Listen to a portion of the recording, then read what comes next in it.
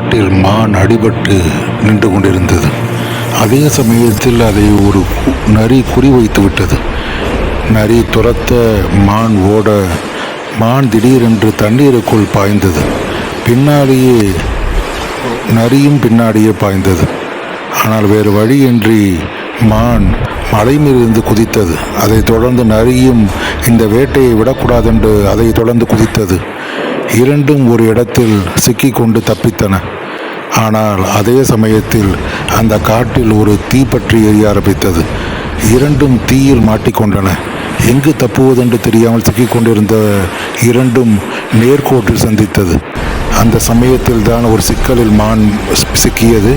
அதே நேரத்தில் நரியானது அந்த சிக்கலிலிருந்து மானை காப்பாற்றி வெளியில் தள்ளி இரண்டுமாக தப்பித்து நீரிலே முழுகி இரண்டுமாக ஒன்றாக கரையை சேர்ந்தன. அப்பொழுதுதான் இரண்டும் ஒன்றாக இருந்தது. ஆனால் நரி மானை கொள்ளவில்லை.